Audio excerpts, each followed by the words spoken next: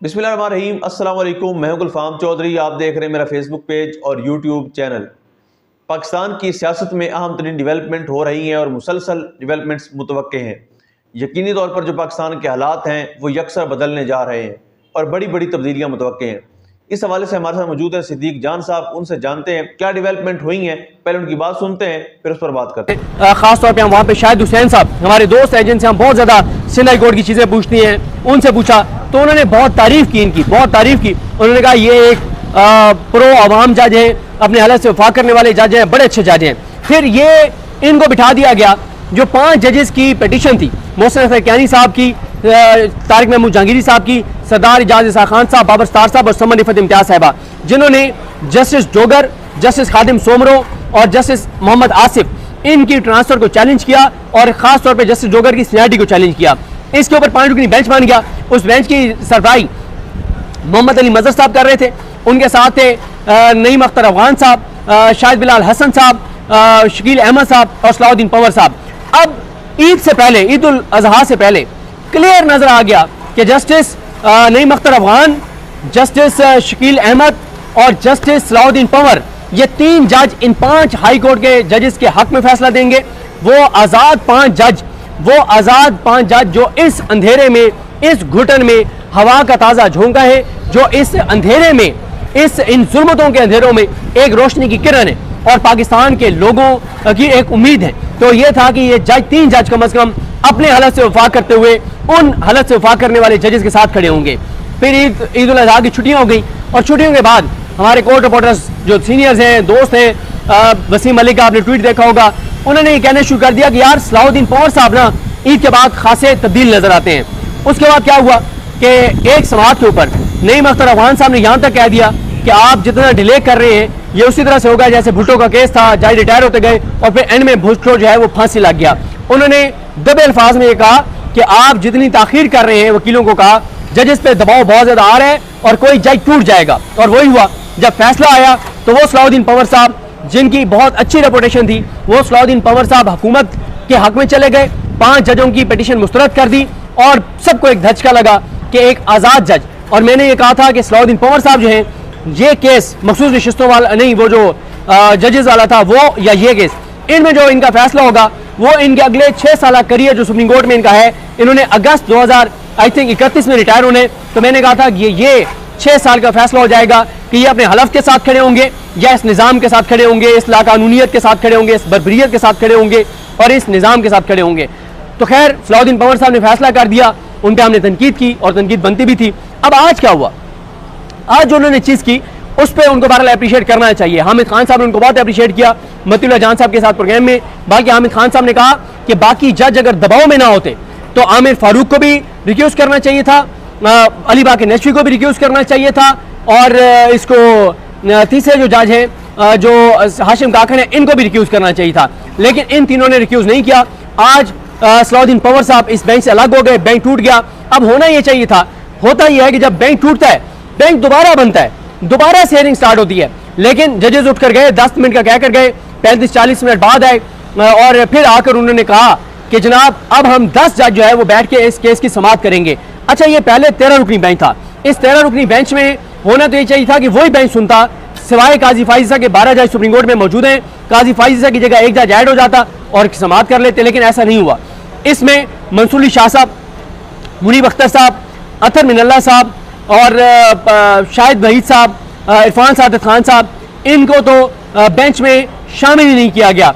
और जिस एक जज को जो उस बेंच का हिस्सा थी, आयशा मलिक साहिबा को ऐड किया गया और जस्टिस याहिया खान को भी ऐड नहीं किया गया, जस्टिस आयशा मलिक को ऐड किया गया, लेकिन जस्टिस आयशा मलिक साहिबा और जस्टिस अकील अब्बासी साहब वो पहली समाअत के ऊपर वो बेंच से अलग हो गए।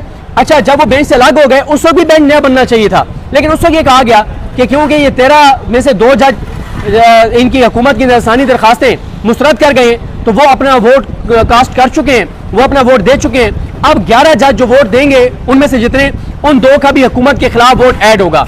अच्छा चलें, ठीक है, गलत सही हो नहीं सकता, लेकिन एक लम्हे के लिए मान लेते हैं चलें 13 रुकनी जज पूरे हैं, 2 ने फैसला कर दिया, 11 ने करने, हालांकि वो हो इसलिए एक तरह से नहीं सकता था कि उन 2 ने पहली समाअत पे इनकी रिव्यू तो मुस्तरद कर दी, उसके बाद जितनी दरखास्तें थी हामिद खान साहब की या फैसल सिद्दीकी साहब की, उनके ऊपर तो उन्होंने सुना ही नहीं।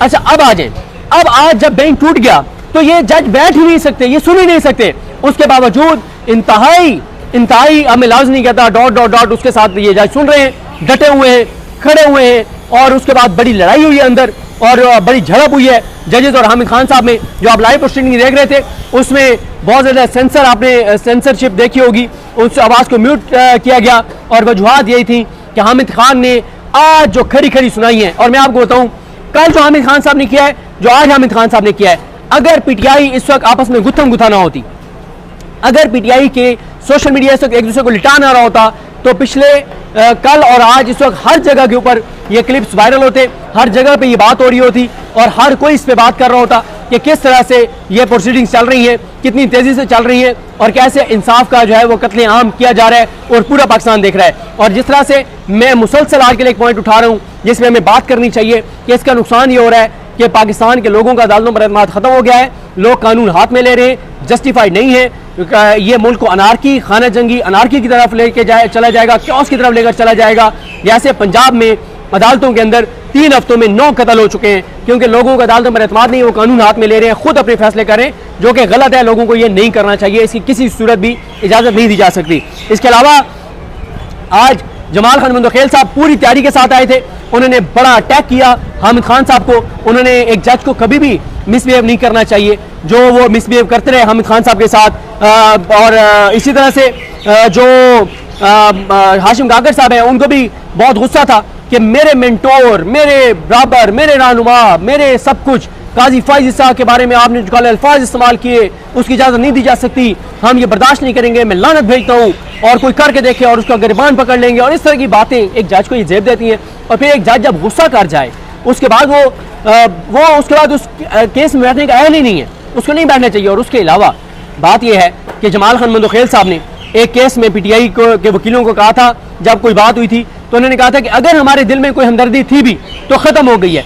उसके बाद पीटीआई के वकला ने कोई बात नहीं की थी, उनको तो वहाँ पे खड़े हो जाना चाहिए था। उस वक्त वो ट्रांसक्रिप्ट मांग सकते थे क्योंकि उस वक्त ये कानून था कि आप ट्रांसक्रिप्ट मांग सकते हैं, उनको मांगना चाहिए था, मांग के कहना चाहिए था कि आपने तो खुद कह दिया है कि अगर मेरे दिल में कोई हमदर्दी थी भी तो ख़त्म हो गई, उसके बाद आप कैसे ये केस सुन सकते हैं। उसके अलावा अच्छा अब 3 जज जो है ना वो इस वक्त बहुत ज़्यादा इस बेंच में एक्टिव नजर आ रहे हैं आपको।